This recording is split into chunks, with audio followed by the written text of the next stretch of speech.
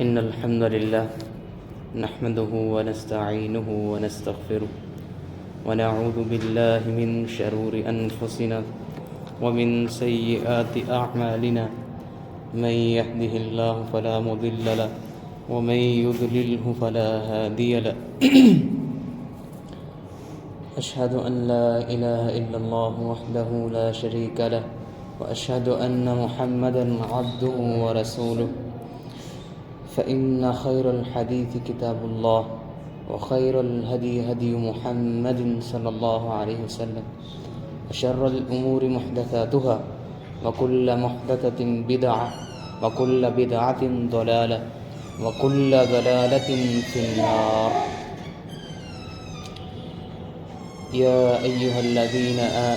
أيها الذين آمنوا اتقوا الله حق تقاته ولا تموتن إلا وأنتم مسلمون. يا أيها الناس اتقوا ربكم الذي خلقكم من نفس واحدة وخلق منها زوجها وبث منهما رجالا كثيرا ونساء واتقوا الله الذي تساءلون به والأرحام إن الله كان عليكم رقيبا. يا أيها الذين آمنوا اتقوا الله وقولوا قولا سديدا يصلح لكم أعمالكم ويغفر لكم ذنوبكم ومن يطع الله ورسوله فقد فاز فوزا عظيما. صدق الله العظيم.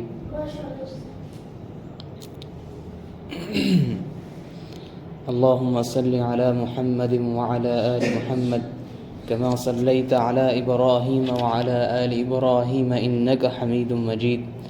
اللهم بارك على محمد وعلى آل محمد كما باركت على إبراهيم وعلى آل إبراهيم إنك حميد مجيد. محترم سامعین کرام، آج میں آپ احباب کے سامنے جس عنوان پر بات کرنا چاہتا ہوں وہ بڑا ہی اہم عنوان ہے۔ عنوان یہ ہے کہ سنت کی اہمیت ہمارے ہاں کیا ہے اور صحابہ کرام رضوان اللہ علیہم اجمعین کے ہاں کیا تھی۔ سنت کی تعریف، سب سے پہلے تو ہم سنت کی تعریف جانیں گے کہ سنت کہتے کسے ہیں، اور پھر نبی علیہ السلام کی ایک اہم سنت کو ہم جانیں گے اور انشاءاللہ اللہ کی توفیق کے ساتھ اس پر عمل بھی کریں گے۔ سب سے پہلے سنت کی تعریف، تو سنت کی تعریف علماء کرام اس طرح کرتے ہیں: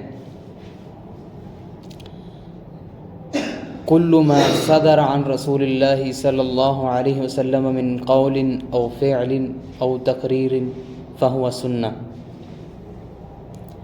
ہر وہ بات، ہر وہ عمل یا ہر ایسا کام جو نبی علیہ السلام کے زمانے میں ہوا اور نبی علیہ السلام نے اس سے منع نہ کیا تو وہ سنت ہے۔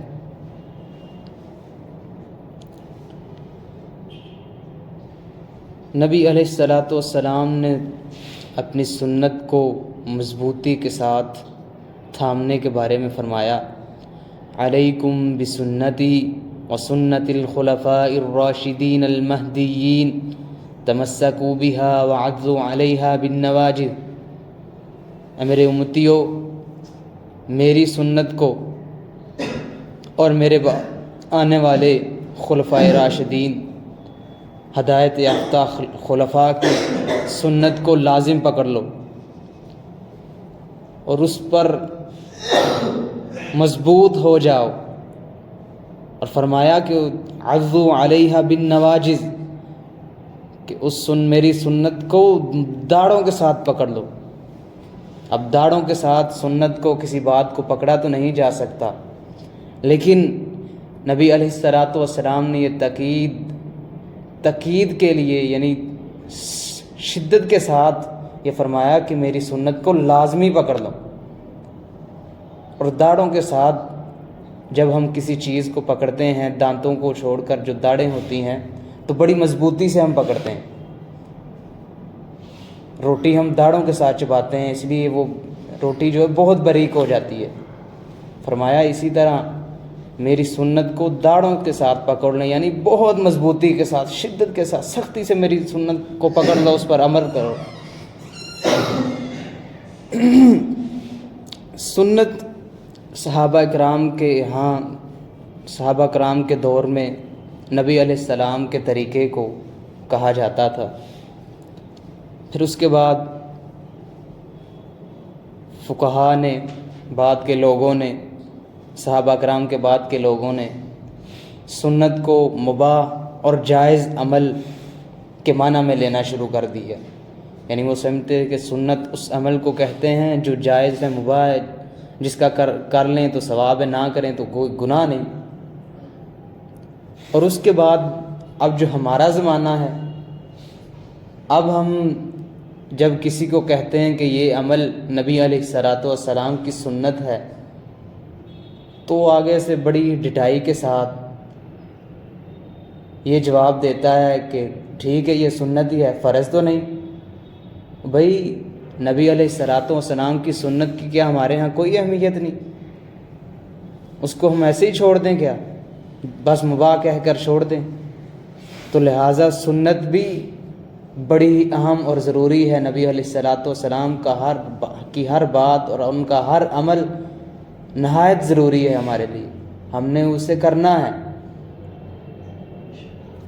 اس طرح صحابہ کرام کو جب نبی علیہ السلام کی کسی بات کا پتہ چلتا تو وہ فوراً اس پر عمل کرنا شروع کر دیتے اور اپنے آخری سانس تک اس سنت کو نہیں چھوڑتے. اب میں صحابہ کرام رضوان اللہ علیہم اجمعین کے بارے میں چند مثالیں بیان کروں گا کہ جنہوں نے سنت کو بڑی ہی مضبوطی سے تھاما اور اس پر عمل پیرا رہے یہاں تک کہ ان پر موت آ گئی. صحیح مسلم میں حدیث ہے، نعمان بن سالم رضی اللہ عنہ رحمہ اللہ، وہ اپنے استاد عمر بن ایاس رحمہ اللہ سے روایت کرتے ہیں. عمر بن ایاس اپنے استاد عنبسہ بن ابی سفیان رحمہ اللہ سے روایت کرتے ہیں، یہ تابعی ہیں، اور یہ اپنی بہن ام المؤمنین نبی علیہ الصلوۃ والسلام کی زوجہ محترمہ ام حبیبہ رضی اللہ عنہا سے روایت کرتے ہیں. ام حبیبہ رضی اللہ عنہا فرماتی ہیں کہ میں نے رسول اللہ صلی اللہ علیہ وسلم کو یہ فرماتے ہوئے سنا. رسول اللہ صلی اللہ علیہ وسلم فرما رہے تھے، من صابر علی اثنتی عشرۃ رکعۃ بنیت لہ بیت فی الجنہ. رسول اللہ صلی اللہ علیہ وسلم نے فرمایا کہ جو شخص دن میں 12 رکعتوں پر عمل پیرا رہتا ہے، 12 رکعتیں پڑھتا ہے اور ان 12 رکعتوں کو پوری زندگی روزانہ باقاعدگی سے پڑھتا رہتا ہے، اللہ تعالیٰ جنت میں اس کے لیے ایک محل بنا دیتے ہیں. وہ 12 رکعتیں کون سی ہیں؟ ہم الحمدللہ اکثر ہم پڑھتے ہیں، بعض کا رہ بھی جاتی ہیں. وہ 12 رکعتیں ہیں 2 فجر سے پہلے، 2 فجر سے پہلے کی 2 رکعتیں، پھر ظہر کے وقت 4 ظہر سے پہلے اور 2 ظہر کے بعد 8 ہو گئی، اور پھر مغرب کے بعد 2 رکعتیں، اور پھر اسی طرح عشاء کے بعد 2 رکعتیں. یہ ٹوٹل 12 رکعتیں ہیں. نبی علیہ الصلوۃ والسلام نے فرمایا جو روزانہ باقاعدگی سے اس کو پڑھتا ہے، ان 12 رکعتوں کو پڑھتا ہے، اللہ تعالیٰ جنت میں اس کے لیے ایک محل، عالی شان محل تیار کرتے ہیں جو جنت میں اس کو دیا جائے گا. تو اب نبی علیہ السلام سے اس 12 رکعتوں کے بارے میں سننے والی ہماری ماں ام حبیبہ رضی اللہ عنہا ام المؤمنین ہیں، نبی علیہ الصلوۃ والسلام کی زوجہ محترمہ، فرماتی ہیں کہ جب سے میں نے نبی علیہ الصلوۃ والسلام سے ان 12 رکعتوں کے بارے میں سنا ہے، ایک دن ایسا نہیں آیا کہ میں نے ان 12 رکعتوں کو چھوڑا ہو، ان میں سے کسی ایک رکعت کو چھوڑا ہو.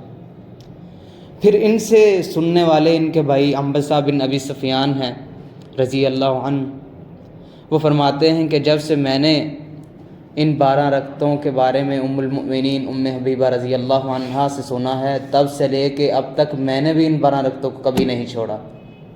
اور پھر ان سے بھی روایت کرنے والے ان کے شاگرد عمر بن ایاس ہیں، وہ فرماتے ہیں کہ جب سے میں نے اپنے استاد عنبسہ بن ابی سفیان سے ان 12 رکعتوں کے بارے میں سنا ہے، میں نے بھی کبھی نہیں چھوڑا۔ اور پھر ان سے بھی روایت کرنے والے نعمان بن سالم رحمہ اللہ ہیں، وہ فرماتے ہیں کہ جب سے میں نے اپنے استاد عمر بن ایاس رحمہ اللہ سے ان 12 رکعتوں کے بارے میں سنا ہے تو میں نے بھی ان 12 رکعتوں کو کبھی نہیں چھوڑا۔ اللہ اکبر کبیرہ۔ یہ ہے سلف صالحین، یہ ہے صحابہ کرام کہ نبی علیہ الصلوۃ والسلام کی ایک بات کو سن لیتے تو پھر اپنی آخری سانس پر اس بات پر عمل پیرا رہتے۔ ہو ہی نہیں سکتا کہ صحابی نبی علیہ السلام کی کوئی بات کو سنے اور پھر اسے چھوڑ دے، پشت ڈال دے اس کو۔ اسی طرح ایک اور حدیث، مشہور حدیث ہے، حضرت فاطمہ رضی اللہ عنہا نبی علیہ الصلوۃ والسلام کی بیٹی، جنتی عورتوں کی سردار، کہتی ہیں کہ میں چکی چلایا کرتی تھی اور کنویں سے مشکیزیں بھر کر گھر میں لایا کرتی تھی، تو میرے ہاتھوں پر زخم ہو گئے۔ تو نبی علیہ الصلوۃ والسلام کے پاس کچھ غلام آئے جنگ کے بعد، تو کہتی ہیں میں نبی علیہ الصلوۃ والسلام کے پاس گئی تاکہ میں ان سے کوئی ایک لونڈی غلام لے لوں تاکہ وہ میرے کام کر دیا کرے، میرے تو ہاتھوں پر زخم ہو گئے کام کر کے۔ تو جاتی ہیں، نبی علیہ الصلوۃ والسلام گھر میں موجود نہیں ہوتے، واپس آ جاتی ہیں۔ جب نبی علیہ الصلوۃ والسلام گھر واپس آتے ہیں تو اماں عائشہ رضی اللہ عنہا فرماتی ہیں کہ آپ کی بیٹی آئی تھی آپ سے ملنے۔ تو نبی علیہ الصلوۃ والسلام فوراً حضرت فاطمہ رضی اللہ عنہا کے گھر جاتے ہیں۔ جب جاتے ہیں تو اس روایت کو بیان کرنے والے، حدیث کو بیان کرنے والے حضرت علی رضی اللہ عنہ، وہ فرماتے ہیں میں اور فاطمہ رضی اللہ عنہا گھر میں لیٹے ہوئے تھے تو نبی علیہ الصلوۃ والسلام آ گئے۔ تو نبی علیہ الصلوۃ والسلام نے کہا لیٹے رہو، اور آ کر ہمارے قریب بیٹھ گئے اور اپنے پاؤں ہمارے سینوں کے قریب رکھے۔ اور فرماتے ہیں کہ نبی علیہ الصلوۃ والسلام نے جب وہ پاؤں ہمارے سینوں کے قریب رکھے تو ہم نے نبی علیہ الصلوۃ والسلام کے پاؤں کی ایک ٹھنڈک محسوس کی، بڑی آرام اور راحت ملا اس سے۔ پھر فرماتے ہیں نبی علیہ الصلوۃ والسلام نے فاطمہ رضی اللہ عنہا سے پوچھا کہ کیا تم میرے پاس آئی تھی، غلام کا مطالبہ کر رہی تھی، یہ بات تھی؟ فرمایا جی ابا حضور آئی تھی، میں یہ کام کرتی ہوں تو میرے ہاتھوں پر زخم ہو گئے ہیں، اس لیے میں آپ کے پاس آئی تھی کہ آپ سے کوئی خادم لے لوں۔ فرمایا میں فاطمہ اے علی، میں تم کو ایک وظیفہ، ایک ورد بتا دیتا ہوں، اگر تم اسے کرتے رہے اور اس پر عمل پیرا رہے تو یہ تمہارے لیے ایک خادم سے بہتر ہے۔ یہ وظیفہ کرو گے تمہاری مشقتیں دور ہو جائیں گی۔ فرمایا کون سا وظیفہ بتا دیں؟ کہا جب تم اپنے بستر پر آؤ سونے کے لیے، رات کو لیٹنے لگو اور سونے کا ارادہ ہو تمہارا تو یہ وظیفہ پڑھ لیا کرو۔ کیا فرمایا؟ فرمایا 33 مرتبہ سبحان اللہ، 33 مرتبہ الحمدللہ اور 34 مرتبہ اللہ اکبر۔ فرمایا یہ پڑھ لیا کرو، یہ تمہارے لیے ایک خادم سے بہتر ہے۔ تم اگر کام کر کر کے تھک چکے ہوگے یہ وظیفہ پڑھو گے، اللہ تعالیٰ تمہیں آرام، تمہارے جسم کو سکون بخش دے گا۔ اب علی رضی اللہ عنہ بڑی دیر بعد یہ اپنے شاگردوں کو روایت بیان کر رہے ہیں۔ نبی علیہ الصلوۃ والسلام فوت ہو گئے، اماں فاطمہ رضی اللہ عنہا فوت ہو گئی۔ اس کے بعد بڑی ہی دیر بعد جب علی رضی اللہ عنہ خلیفہ بنے تو یہ روایت بیان کرتے ہیں۔ تو ان کے شاگرد نے پوچھا کیا آپ اس وظیفے پر مسلسل عمل پیرا رہے ہیں؟ فرمایا ہاں 40 سال بعد کہتے ہیں کہ ہاں کوئی ایسی رات نہیں آئی کہ جب میں نے یہ وظیفہ چھوڑا ہو. جب سے میں نے نبی علیہ الصلوۃ والسلام سے یہ بات سنی ہے تب سے کوئی ایسی رات نہیں آئی کہ جب میں سویا ہوں اور میں نے یہ وظیفہ نہ یہ ورد نہ کیا. اس شاگرد نے پوچھا کیا جنگ صفین کی رات بھی؟ جنگ صفین یہ بڑی ہی ایک مارکۃ العراء جنگ تھی جس میں علی رضی اللہ عنہ خوارج کے ساتھ لڑے اور بڑی ہی شدید جنگ تھی. تو جنگوں اس وقت تو جنگ یہ جدید ہتھیاروں سے تو نہیں ہوا کرتی تھی، تلواریں لے کر میدانوں میں اترنا پڑتا تھا، تیروں سے جنگیں ہوتی تھی، تو بڑی مشقت کا عمل ہوتا تھا. فرمایا اس رات بھی آپ اس نے یہ ورد کیا؟ کہتے ہیں ہاں میں نے جنگ صفین کی رات بھی یہ ورد نہیں چھوڑا. تو دیکھیں یہ دوسری مثال آپ کے سامنے میں نے بیان کی کہ علی رضی اللہ عنہ جو کہ نبی علیہ الصلوۃ والسلام کے صحابی ہیں، جب سے انہوں نے نبی علیہ الصلوۃ والسلام کی اس بات کو سنا ہے تب سے لے کے آخری دم تک اس ورد کو نہیں چھوڑا، اس بات پر عمل پیرا رہے ہیں. اسی طرح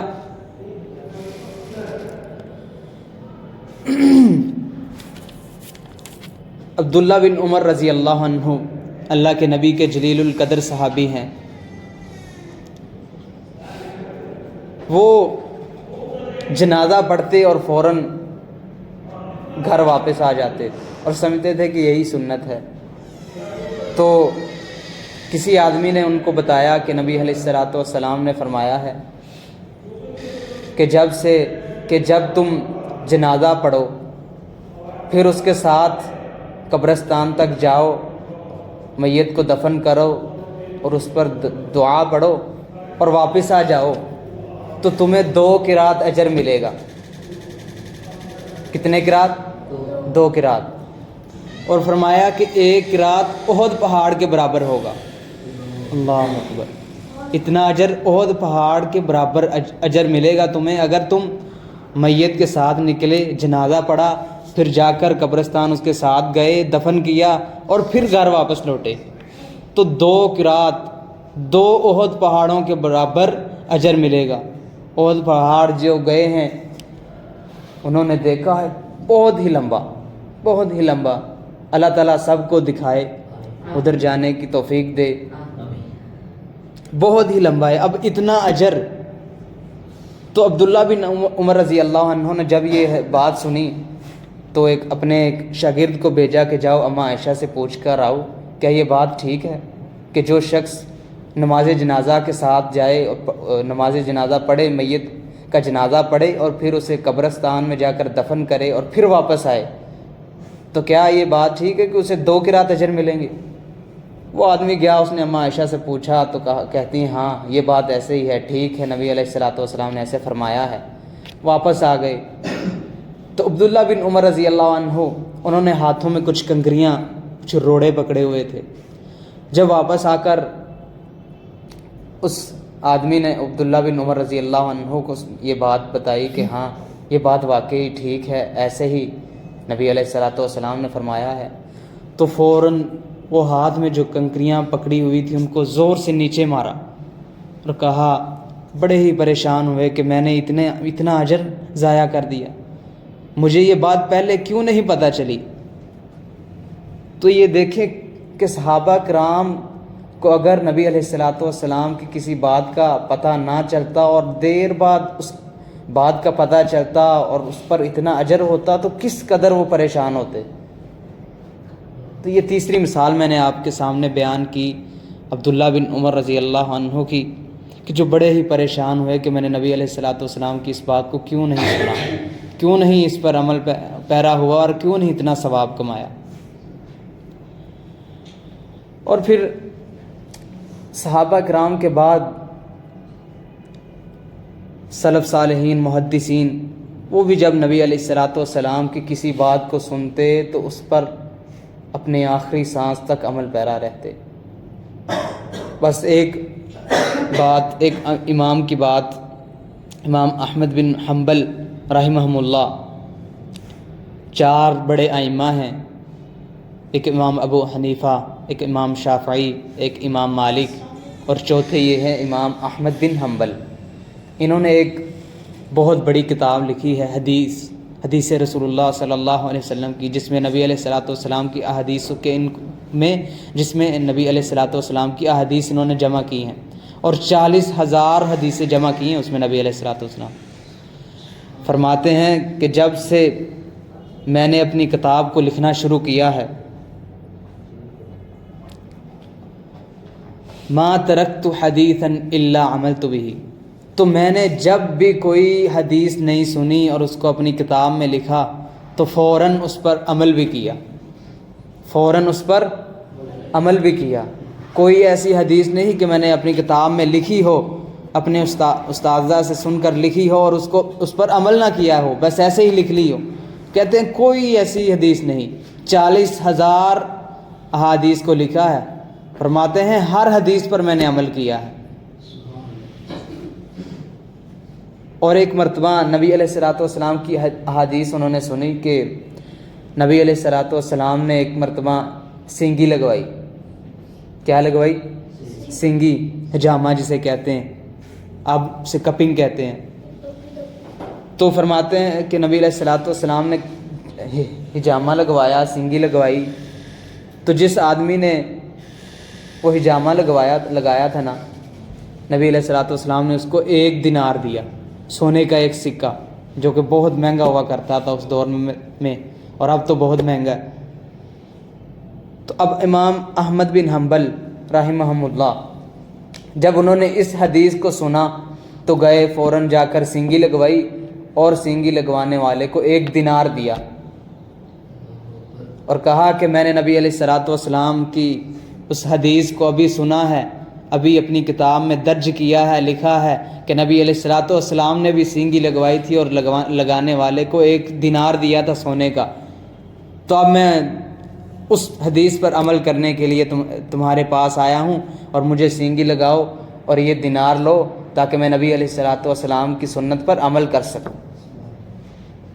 تو کس قدر سلف صالحین صحابہ کرام نبی علیہ الصلوۃ والسلام کی سنت پر عمل کیا کرتے تھے، بڑی ہی شدت سے اپنے آخری سانس تک نبی علیہ الصلوۃ والسلام کی باتوں پر عمل کرتے رہتے۔ اور ایک اور صحابی عبداللہ بن مغفر رضی اللہ عنہ، انہوں نے نبی علیہ الصلوۃ والسلام کی ایک بات کو سنا۔ نبی علیہ الصلوۃ والسلام نے فرمایا کہ تم میں سے کوئی بھی آدمی اپنی 2 انگلیوں اور انگوٹھے کے ساتھ کوئی فضول پتھر نہ پھینکے، ہو سکتا ہے وہ کسی کو لگ جائے، کسی کا آنکھ پھوڑ دے، کسی کو زخم ہو جائے اس سے، اور پھر وہ آپ کو بد دعائیں دے۔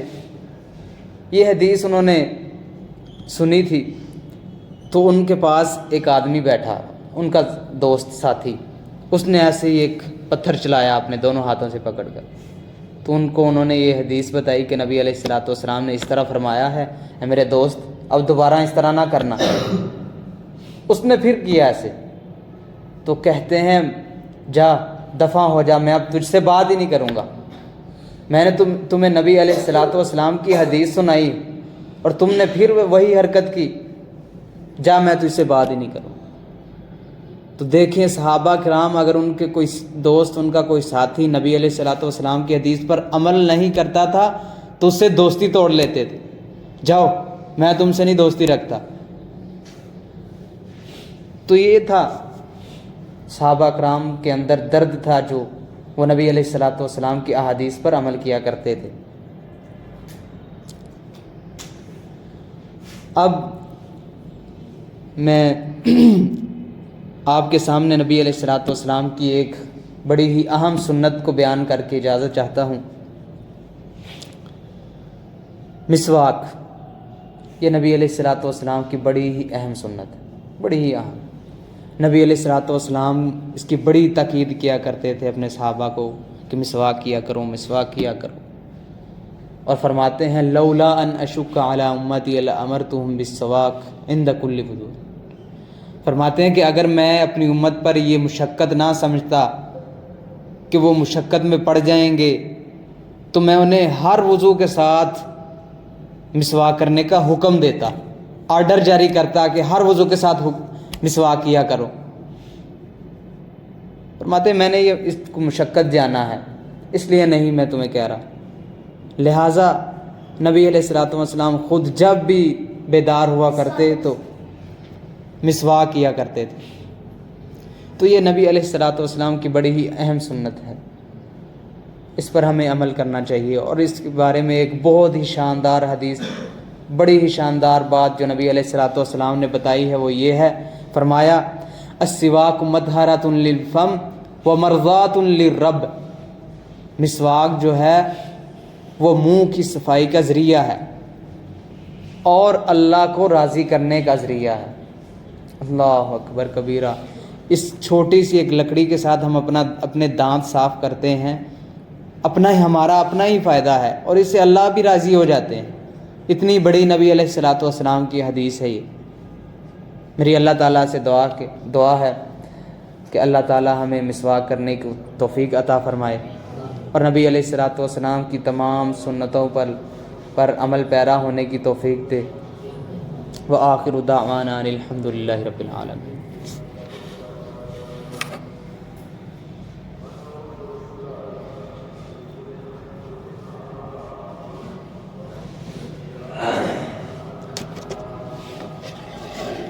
بسم اللہ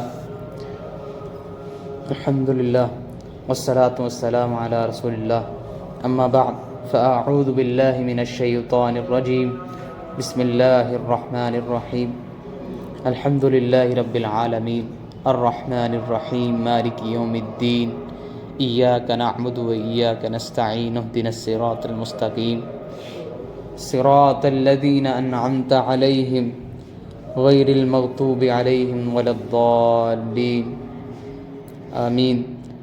اللہم صلی علی محمد وعلی آل محمد کما صلیت علی ابراہیم وعلی آل ابراہیم انک حمید مجید۔